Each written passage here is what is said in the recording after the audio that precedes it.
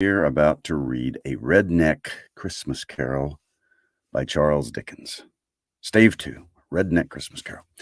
All right. Last night we did Stave 1. You can check it out if you are so inclined over on my YouTube. Link in the bio if you're not on YouTube already. And yeah, so let's get right into it. The ghosts, or the Jacob Marley has visited Scrooge, and then says expect 3 visitors, and we continue. Stave 2. When Scrooge awoke, it was so dark that looking out of bed, he could scarcely distinguish the transparent window from the opaque walls of his chamber. He was endeavoring to pierce the darkness with his ferret eyes when the chimes of a neighboring church struck the 4 quarters, so he listened for the hour. To his great astonishment, the heavy bell went on from 6 to 7, and from 7 to 8, and regularly up to 12, then stopped. 12. It was past 2 when he went to bed. The clock was wrong. An icicle must have gotten the works. 12. He touched the spring of his repeater to correct his most preposterous clock. Its rapid little pulse beat 12 and stopped. "Why, it isn't possible," said Scrooge, "that I can have slept through a whole day and far into another night. It isn't possible that anything has happened to the sun, and this is 12 at noon." The idea being an alarming one, he scrambled out of bed and groped his way to the window. He was obliged to rub the frost off with the sleeve of his dressing gown before he could see anything, and could see very little then. All he could make out was that it was still very foggy and extremely cold, and that there was no noise of people running to, and deep sorry. And there was no noise of people running to and fro, and with a deep, dull, hollow, melancholy one. Light flashed up in the room upon the instant, and the curtains of his bed were drawn. The curtains of his bed were drawn aside, I tell you, by a hand, not the curtains at his feet, nor the curtains at his back, but those to which his face was addressed. The curtains of his bed were drawn aside, and Scrooge, starting up into a half recumbent attitude, found himself face to face with the unearthly visitor who drew him. As close to it as I am to you now, and I'm standing in the spirit at your elbow. It was a strange figure, like a child, yet not so like a child as like an old man, viewed through some supernatural medium which gave him the appearance of having receded from the view and being diminished to a child's proportions.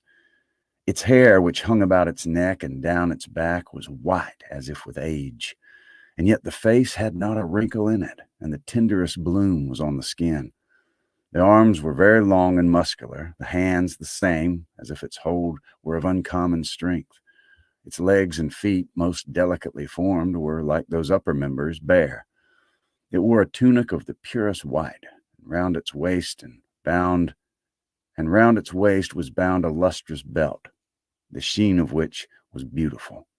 It held a branch of fresh green holly in its hand, and in singular contradiction of that wintry emblem, had its dress trimmed with summer flowers. But the strangest thing about it was that from the crown of its head there sprung a bright, clear jet of light, by which all this was visible, and which was doubtless the occasion of its using, in its duller moments,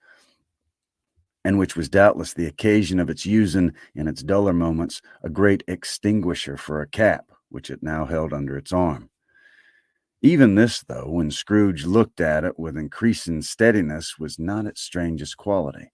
For as its belt sparkled and glittered now in one part, and now in another, and what was light one instant at another time was dark, so the figure itself fluctuated in its distinctness, being now a thing with one arm, now with one leg, now with 20 legs, now a pair of legs without a head, now a head without a body, of which dissolving parts no outline could be visible in the dense gloom wherein they melted away.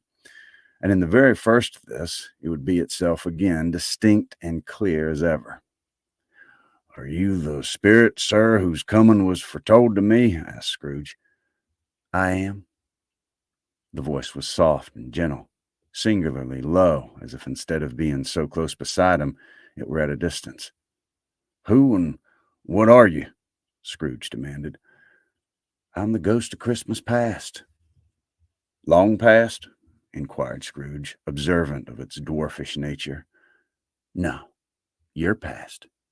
Perhaps Scrooge could not have told anybody why if anybody would have asked him, but he had a special desire to see the spirit in his cap and begged him to be covered. What? Exclaimed the ghost. Would you so soon put out with worldly hands the light I give?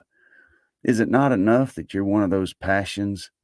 Is it not enough that you are one of those whose passions made this cap and forced me through whole trains of years to wear it low upon my brow? Scrooge reverently disclaimed all intention to offend or any knowledge of having wilfully bonneted the spirit at any point of his life. He then made bold to inquire what business brought him there. Your welfare, said the ghost. Scrooge expressed himself much obliged, and he could not help thinking that a night of unbroken rest would have been more conducive to that end. The spirit must have heard him thinking, for it said immediately, Your reclamation, then, take heed. It put out its strong hand as it spoke, and clasped him gently by the arm. Rise and walk with me. It would have been in vain for Scrooge to plead that the weather and the hour were not adapted to pedestrian purposes. That bed was warm, and the thermometer a long way below freezing. That he was clad but lightly in his slippers, dressing gown and nightcap, and that he had a cold upon him at the time. The grasp, though gentle as a woman's hand, was not to be resisted. He rose, but finding that the spirit made towards the window, clasped his robe in supplication. I'm mortal, Scrooge remonstrated, and liable to fall. Bear but a touch of my hand there, said the spirit, laying it upon his heart, and you shall be upheld in more than this. As the words were spoken, they passed through the wall and stood upon an open country road with fields on either hand. The city had entirely vanished. Not a vestige of it was seen. The darkness and the mist had vanished with it, for it was a clear, cold winter day with snow upon the ground. Good heaven, said Scrooge, clasping his hands together as he looked about him. I was bred in this place. I was a boy here. The spirit gazed upon him mildly. Its gentle touch, though it had been light and instantaneous, appeared still present to the old man's sense of feeling. He was conscious of 1,000 odors floating in the air, each one connected with 1,000 thoughts and hopes and joys and cares long, long forgotten. Your lips trembling, said the ghost. And what's that upon your cheek? Scrooge muttered with an unusual catching in his voice that it was a pimple, and begged the ghost to lead him where he would. You recollect You recollect the way? Inquired the spirit. Remember it, cried Scrooge with fervor. I could walk it blindfold. Strange to have forgotten it for so many years, observed the ghost. Let us go on. Quick break. Wet the old whistle. Anybody like ginger ale? The old Canada Dry 0 sugar.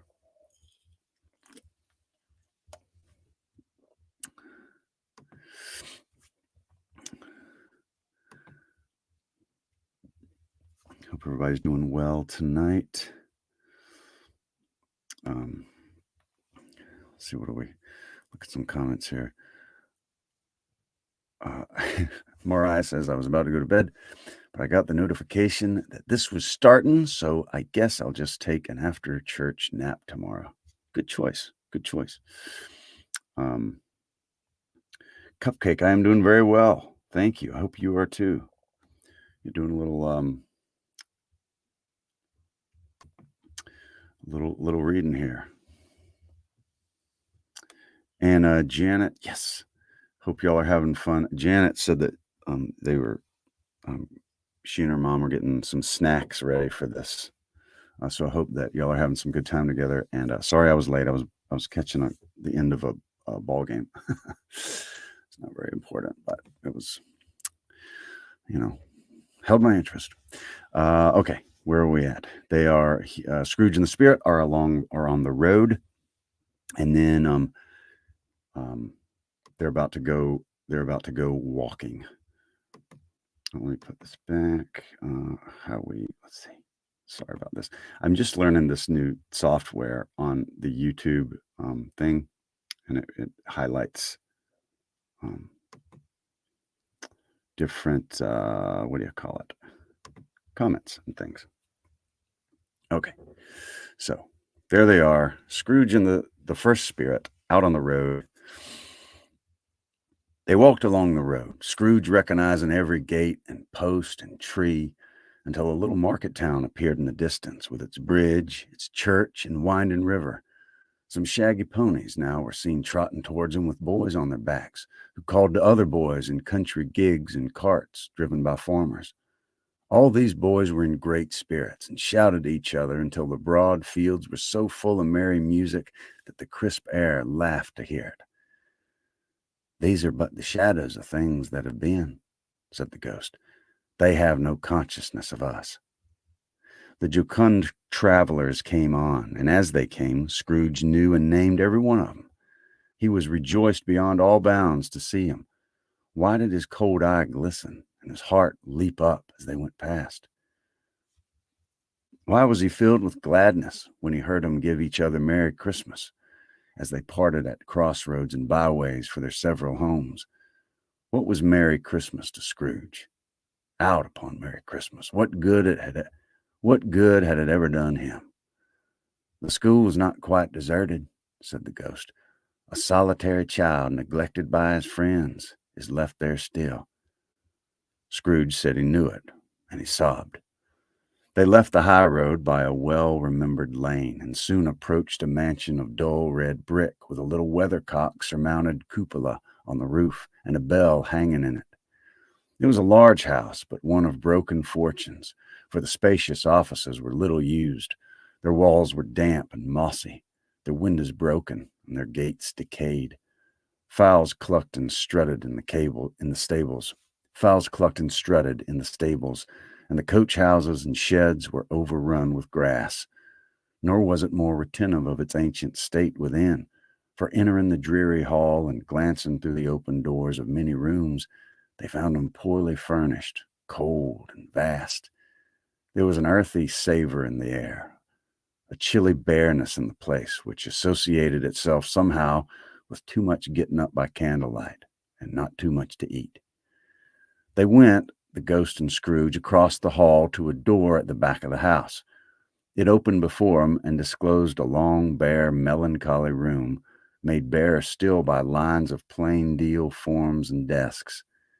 At one of these, a lonely boy was reading near a feeble fire, and Scrooge sat down upon a form and wept to see his poor, forgotten self as he used to be. Not a latent echo in the house, not a squeak and scuffle from the mice behind the paneling, not a drip from the half-thawed waterspout in the dull yard behind, not a sigh among the leafless boughs of one despondent poplar, not the idle swinging of an empty storehouse door, no, not a clicking in the fire, but fell upon, not a clicking, no, not a clicking in the fire, but fell upon the heart of Scrooge with a softening influence, and gave a freer passage to his tears. The spirit touched him on the arm and pointed to his younger self, intent upon his reading.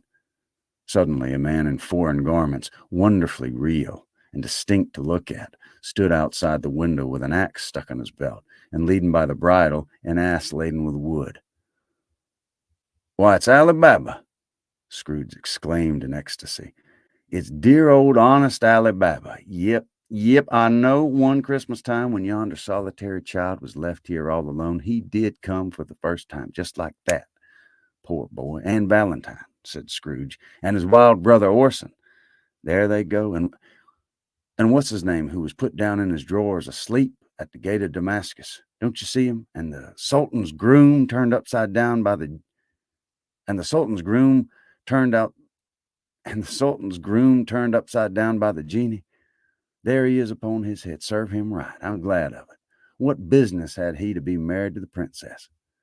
To hear Scrooge expending all the earnestness of his nature on such subjects in a most extraordinary voice between laughing and crying, and to see his heightened and excited face, would have been a surprise to his business friends in the city, indeed.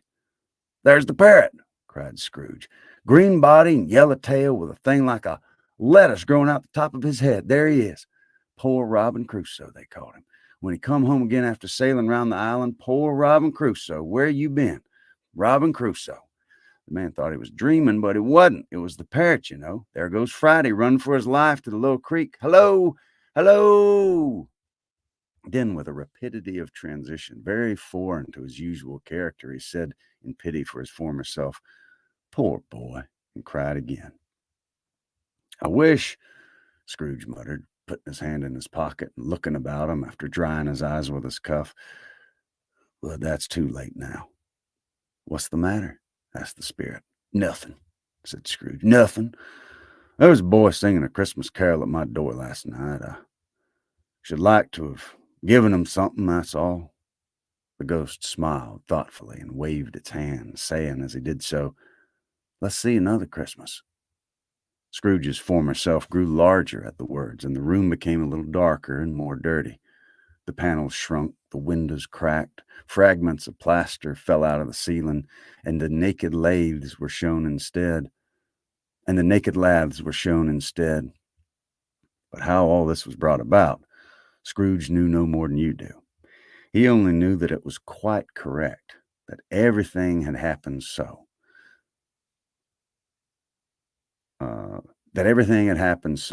That there he was, alone again when all the other boys had gone home for the jolly holidays. He wasn't reading now, but walking up and down despairingly. Scrooge looked at the ghost, and with a mournful shaking of his head, glanced anxiously toward the door.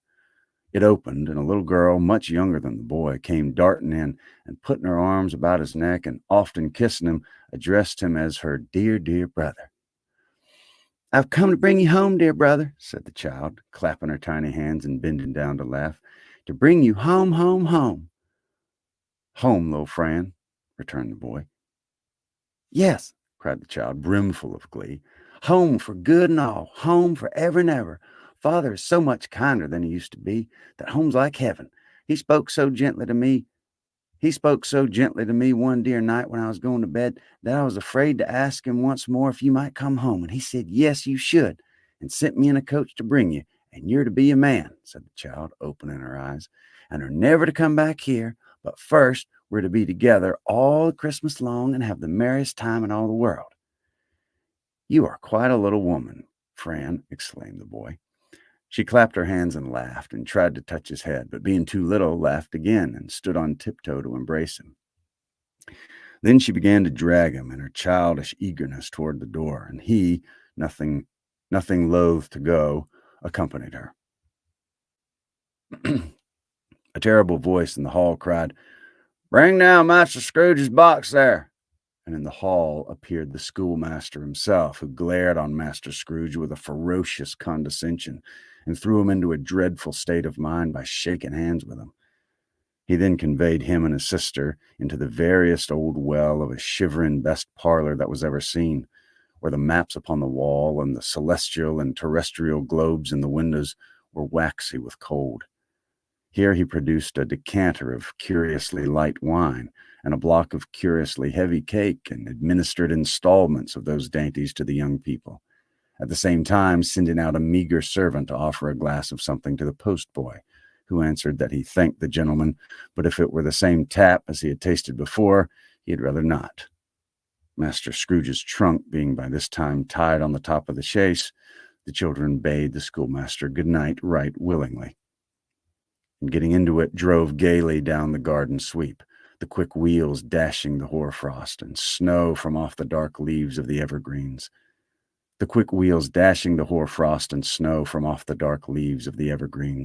Like spray.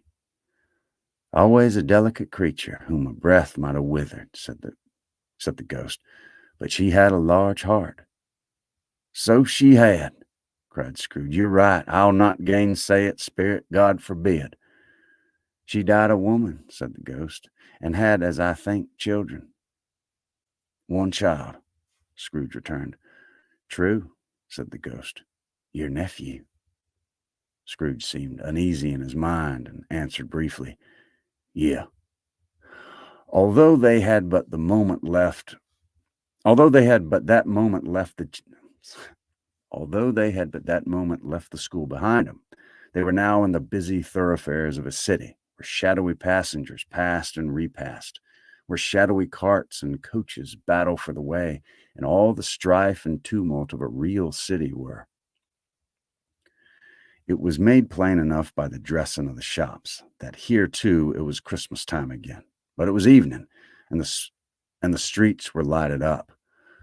The ghost stopped at a certain warehouse door and asked Scrooge if he knew it. "Know it," said Scrooge. "Well, I was apprenticed here." They went in. At, at the sight of an old gentleman in a Welsh wig sitting behind such a high desk that if he had been 2 inches taller, he must have knocked his head against the ceiling, Scrooge cried in great amazement, "Why, it's old Fezziwig, bless his heart. It's Fezziwig alive again." Old Fezziwig laid down his pen and looked up at the clock, which pointed to the hour of 7. He rubbed his hands, adjusted his capacious waistcoat, laughed all over himself from his shows to his organ, from his shows to sorry, from his shoes to his organ of benevolence, and called out in a comfortable, oily, fat, rich, jovial voice, "Yo there, Ebenezer, Dick." Scrooge's former self, now grown a young man, came briskly in, accompanied by his fellow apprentice. "Dick Wilkins, to be sure," said Scrooge to the ghost.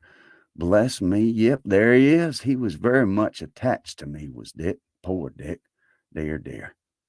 "Yo, my boys," said Fezziwig, "no more work tonight. Christmas Eve, Dick. Christmas, Ebenezer. Let's have the shutters up," cried old Fezziwig with a sharp clap of his hands, "before a man can say Jack Robinson." Okay. You wouldn't believe how those two fellows went at it. They charged into the street with the shutters. 1, 2, 3, had 'em up in their places. 4, 5, 6, barred 'em and pinned 'em. 7, 8, 9, and came back before you got to 12, panting like racehorses. "Hilly ho!" cried old Fezziwig, skipping down from the high desk with wonderful agility. "Clear away, my lads, and let's have lots of room here. Hilly ho, Dick! Cheer up, Ebenezer!" Clear away. There was nothing they couldn't have cleared away or couldn't have cleared away with old Fezziwig looking on. It was done in a minute. Every movable was packed off as if it were dismissed from public life forevermore. The floor was swept and watered, the lamps were trimmed, fuel was heaped upon the fire, and the warehouse was as snug and warm and dry and bright a ballroom as you would desire to see upon a winter's night. In came a fiddler with a music book, and went up to the lofty desk and made an orchestra of it, and tuned like 50 stomach aches. In came Mrs. Fezziwig, one vast substantial smile. In came the 3 Miss Fezziwigs, beaming and lovable. In came the 6 young followers whose hearts they broke. In came all the young men and women employed in the business. In came the housemaid with her cousin. In came the housemaid with her cousin, the baker. In came the cook with her brother's particular friend, the milkman. In came the boy from all over the way who was suspected of not having board enough from his master, trying to hide himself behind the girl from next door, but one who was proved to have had her ears pulled by her mistress. In they all came, one after another, some shyly, some boldly, some gracefully, some awkwardly, some pushing, some pulling. In they all came, anyhow and everyhow. Away they all went, 20 couple at once, hands half round and back again the other way, down the middle and up again, round and round in various stages of affectionate grouping. Old top couple always turning up in the wrong place. New top couple starting off again, and soon as they got there, all top couples at last, and not a bottom one to help them. When, excuse me, when this result was brought about, old Fezziwig, clapping his hands to stop the dance, cried out, "Well done!" And the fiddler plunged his hot face into a pot of porter, especially provided for that purpose. But scorning rest upon his reappearance, he instantly began again, though there were no dancers yet, as if the other fiddler had been carried home exhausted on a shutter, and he were a brand new man resolved to beat him out of sight or perish. Quick break. Hope everybody's doing good. Doing good.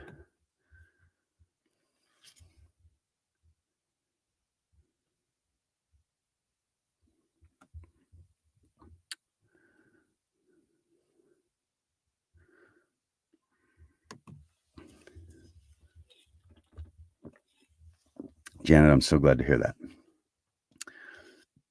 So glad to hear that.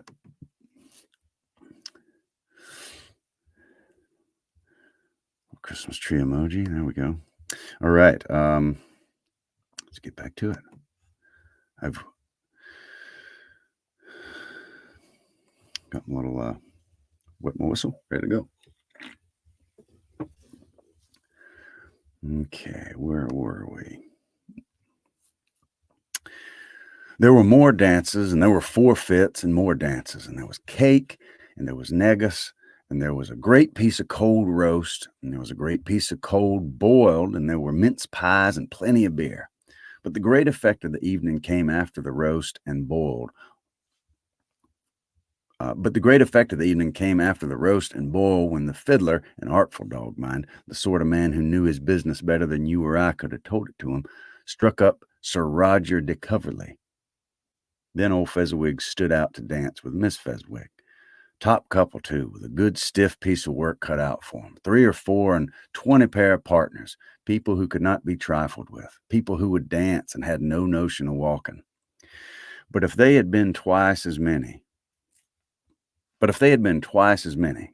4 times, old Fezziwig would have been a match for him, and so would Miss Fezziwig. As to her, she was worthy to be his partner in every sense of the term. If that's not high praise, tell me higher, and I'll use it. A positive light appeared to issue from Fezziwig's calves. They shone in every part of the dance like moons. You couldn't have predicted at any given time what could have become of them next. When old Fezziwig and Mrs. Fezziwig had gone all through the dance, advance and retire, both hands to your partner, bow and courtesy, corkscrew, thread the needle, and back again to your place, Fezziwig cut so deftly that he appeared to wink with his legs, and he came upon his feet again without a stagger. Well, thanks for the follow, Melissa. During the whole of this time, Scrooge had acted like a man out of his wits. His heart and soul were in the scene, and with his former self. He corroborated everything, remembered everything, enjoyed everything, and underwent the strangest agitation. It was not until now, when the bright faces of his former self and Dick were turned from him, that he remembered the ghost and became conscious that it was looking full upon him, while the light upon his head burnt very clear. "A small matter," said the ghost, "to make these silly folks so full of gratitude." "Small," echoed Scrooge. The spirit signed to him to listen to the 2 apprentices who were pouring out their hearts in praise of Fezziwig, and when he had done so, said, "Why, it's not. He spent but a few pounds of your mortal money, 3 or 4 perhaps. Is that so much that he deserves this praise?" "It isn't that," said Scrooge, heated by the remark, and speaking unconsciously like his former, not his latter self. "It isn't that, spirit. He has the power to render us happy or unhappy, to make our service light or burdensome, a pleasure or toil, to say that his power lies in words and looks, in things so slight and insignificant that it's impossible to add and count them. When it's impossible to add and count them up, what then? The happiness he gives is quite as great as if it cost a fortune." He felt the spirit's glance and stopped. "What's the matter?" asked the ghost. "Oh, nothing in particular," said Scrooge. "Something, I think," the ghost insisted. "No," said Scrooge. "No, I should like to be able to say a word or two to my clerk just now, that's all." His former self turned down the lamps as he gave utterance to the wish, and Scrooge and the ghost again stood side by side in the open air. "My time grows short," observed the spirit. "Quick." This was not addressed to Scrooge or to anyone whom he could see, but it produced an immediate effect. For again Scrooge saw himself. He was older now, a man in the prime of life. His face had not the harsh and rigid lines of later years, but it had begun to wear the signs of care and avarice. There was an eager, greedy, restless motion in his eye, which showed the passion that had taken root, and where the shadow of the growing tree would fall. He was not alone, but sat by the side of a fair young girl in a morning dress, in whose eyes there were tears which sparkled in the light that shone out the ghost of Christmas past, which sparkled in the light that shone out of the ghost of Christmas past. It matters little, she said softly. To you, very little. Another idol has displaced me, and if I can cheer and comfort you in time to come, as I would have tried to, I have no cause to grieve. What idol has displaced you? He rejoined. A golden one.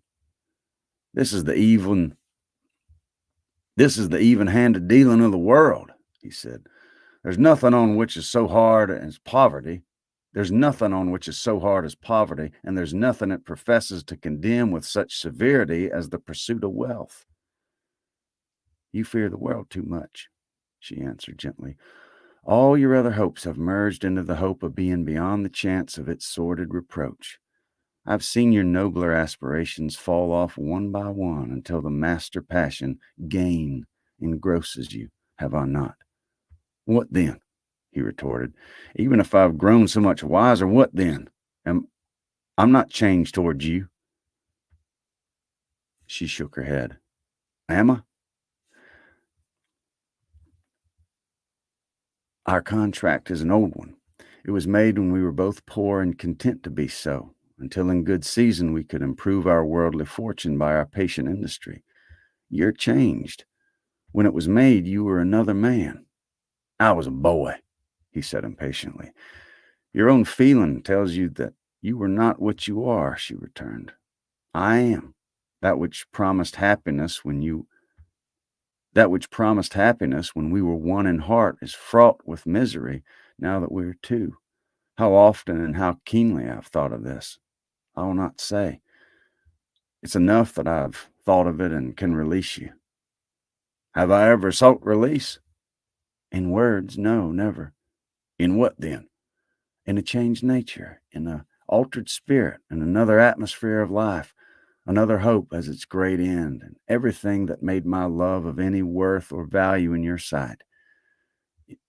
If this had never been between us, said the girl, looking mildly but with steadiness upon him, tell me, would you seek me out and try to win me now? Ah, no. He seemed to yield to the justice of this supposition in spite of himself, but he said with a struggle, You think not? I would gladly think otherwise if I could, she answered. Heaven knows, when I've learned a truth like this, I know how strong and irresistible it must be. But if you were free today, tomorrow, yesterday, can I even believe that you would choose a dowerless girl? You who in your very confidence with her weigh everything by gain, or choosing her if for a moment you were false enough to your own one guiding principle to do so. Do I not know that your repentance and regret would surely follow? I do, and I release you with a full heart for the love of him who you once were. He was about to speak, but with her head turned from him, she resumed, the memory of what is past half makes me hope you will have pain in this, a very, very brief time, and you'll dismiss the recollection of it gladly as an unprofitable dream from which it happened well that you awoke. May you be happy in the life you've chosen. She left him, and they parted. Spirit, said Scrooge, show me no more. Conduct me home. Why do you delight to torture me? One shadow more, exclaimed the ghost. No more, cried Scrooge. No more. I don't want to see it. Show me no more. But the relentless ghost pinioned him with both his arms and forced him to observe what happened next. They were in another scene and place, a room not very large or handsome, but full of comfort. Near to the winter fire sat a beautiful young girl, so like that last that Scrooge believed it was the same, until he saw her, now a comely matron, sitting opposite her daughter. The noise in this room was perfectly tumultuous, for there were more children there than Scrooge in his agitated state of mind could count. And unlike the celebrated herd in the poem, they were not 40 children conducting themselves like one, but every child was conducting itself like 40. The consequences were uproarious beyond belief, but no one seemed to care. On the contrary, the mother and daughter laughed heartily and enjoyed it very much, and the latter, soon beginning to mingle in the sports, got pillaged to the young brigands most ruthlessly. What would I have not given to one of them, though I never could have though I never could have been so rude.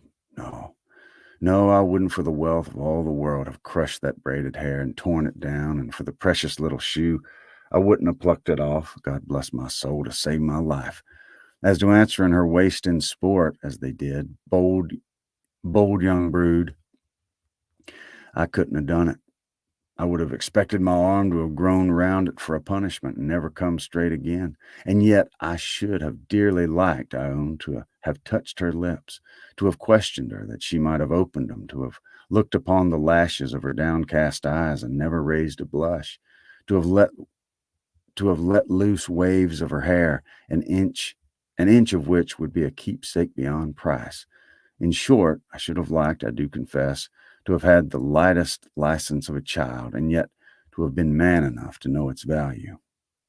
But now a knocking at the door was heard, and such a rush immediately ensued that she, with laughing face and plundered dress, was borne towards it in the center of a flushed and boisterous group, just in time to greet the father, who came home attended by a man laden with Christmas toys and presents.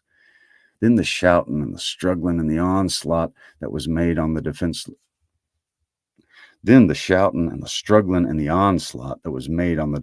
porter, the scaling him with chairs for ladders, to dive into his pockets, to spoil him of brown paper parcels, hold on tight by his cravat, hug him round the neck, pummel his back, and kick his legs in irrepressible affection. The shouts of wonder and delight with which the development of every package was received. The terrible announcement that the baby had been taken in the act of putting a doll's frying pan into his mouth, and there was more than suspected to have swallowed a fictitious turnkey glued on a wooden platter. The immense relief of finding this was a false alarm. The joy and gratitude and ecstasy, they are all indescribable alike. It's enough that by degrees the children and their emotions got out of the parlor, and by one stair at a time, up to the top of the house, where they were to bed, and so subsided. And now Scrooge looked on more attentively than ever. The master of the house, having his daughter leaning fondly on him, sat down with her and her mother at his own fireside. And when he had thought that such another creature, quite as graceful and as full of promise, might have called him father, and had been a springtime in the haggard winter of his life, his sight grew very dim indeed. "Belle," said the husband, turning to his wife with a smile, "I saw an old friend of yours this afternoon." "Who was it?" "Guess." "How can I? Tut, I don't know," she added with the same breath, laughing as he laughed. "Mr. Scrooge?" "Mr. Scrooge it was. I passed his office window, and as it was not shut up and he had a candle inside, I could scarcely help seeing him. His partner lies upon the point of death, I hear, and there he sat alone, quite alone in the world, I do believe." "Spirit," said Scrooge in a broken voice, "remove me from this place." "I told you these were shadows of the things that might have been," said the ghost, "that they were all what you are. Do not blame me. That they are what they are. Do not blame me." "Remove me!" Scrooge exclaimed. "I can't bear it." He turned upon the ghost, and seeing that it looked upon him with a face in which in some strange way there were fragments of all the faces it had shown him, wrestled with it. "Leave me. Take me back. Haunt me no longer." In the struggle, if it can be called a struggle, in which the ghost, with no visible resistance on his own part, was undisturbed by any effort of its adversary, Scrooge observed that its light was burning high and bright, and dimly connecting that with its influence over him, he seized the extinguisher cap and by a sudden action pressed it down upon his head. The spirit dropped beneath it, so that the extinguisher covered its whole form, but though Scrooge pressed it down with all his force, he could not hide the light, which streamed from under it in an unbroken flood upon the ground. He was conscious of being exhausted and overcome by an irresistible drowsiness, and further of his being in his own bedroom. He gave the cap a parting squeeze, in which his hand relaxed, and had barely time to reel to bed before he sank into a heavy sleep. That is the end of Stave 2.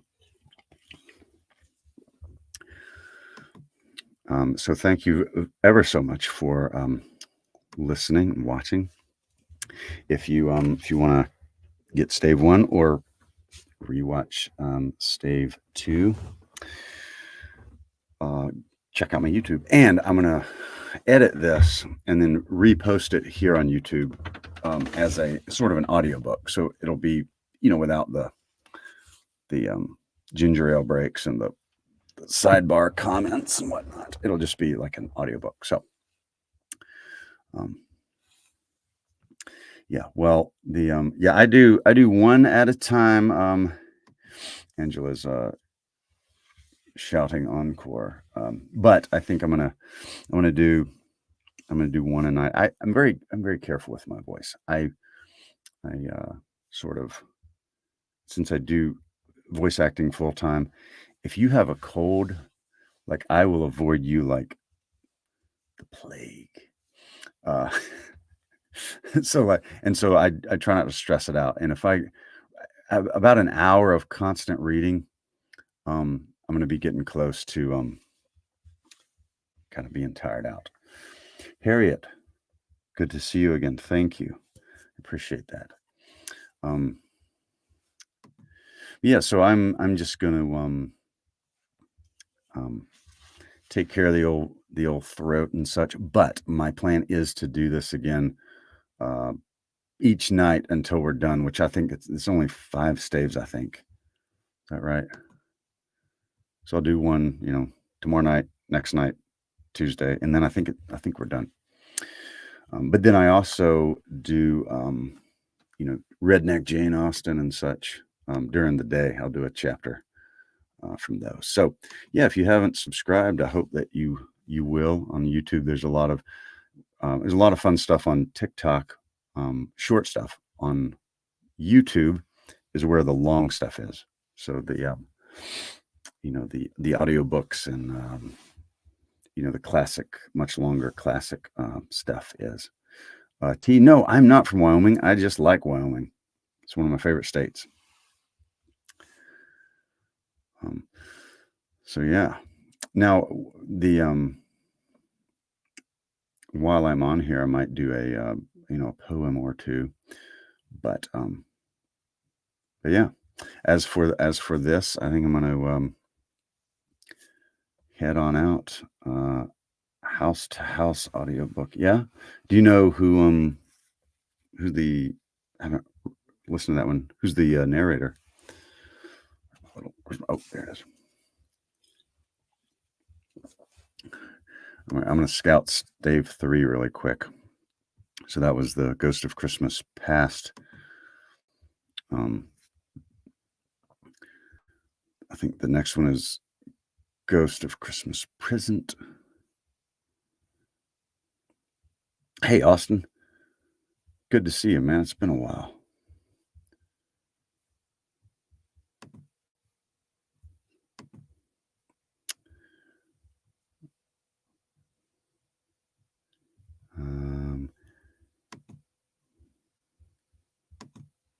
Yeah, so we'll do each one around 10:30 is what I'm looking at in the evening Central Time, and yeah, we'll go from there tomorrow night. So thank you very much for watching on YouTube, and